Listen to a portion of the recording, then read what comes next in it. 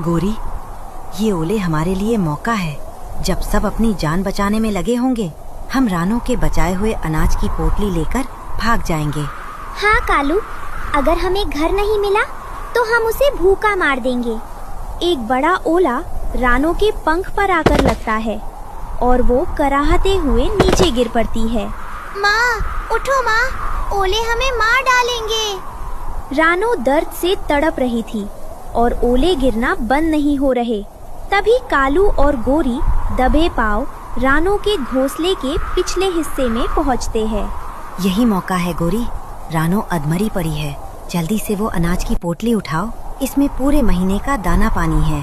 कालू और गोरी रानो के बच्चों के मुंह का निवाला अनाज की भारी पोटली अपनी चोंच में दबा लेते हैं।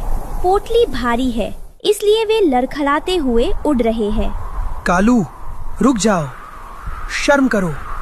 एक घायल माँ का आखिरी सहारा मत छीनो, ये पाप तुम्हें ले डूबेगा। अपनी नसीहत अपने पास रख बूढ़े। अब रानो और उसके बच्चे भूख से मरेंगे और हम राज करेंगे। उल्लू बाबा अपनी पूरी ताकत लगाकर उड़ते हैं और कालू का पीछा करते हैं, लेकिन ओलों की बौछार और तेज हवाओं के कारण कालू और गोरी अंधेरे घने जंगलों की तरफ ओझल हो जाते हैं। उल्लू बाबा समझ जाते हैं कि इस तूफान में उनका पीछा करना जानलेवा हो सकता है। उल्लू बाबा भारी मन से वापस घायल रानो के पास पहुंचते हैं। बारिश अब भी तेज है, लेकिन ओले गिरना कम हो गए हैं। रानो बेटी, हिम्मत मत हारना, लेकिन एक बहुत बुरी खबर है।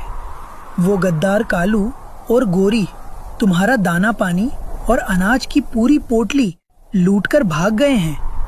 क्या? मेरे बच्चों का खाना भी ले गए? बाबा, अब मैं इन मासूमों को इस तूफान में क्या खिलाऊंगी?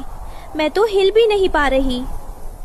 माँ, हमें भूख नहीं लगी है, बस आप ठीक हो जाओ।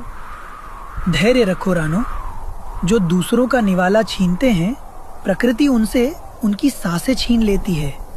मैं अभी बाकी पक्षियों को संदेश भेजता हूँ, कोई तुम्हें भूखा नहीं रहने देगा। ओलों के बाद अचानक बादल फटने जैसी बारिश हुई।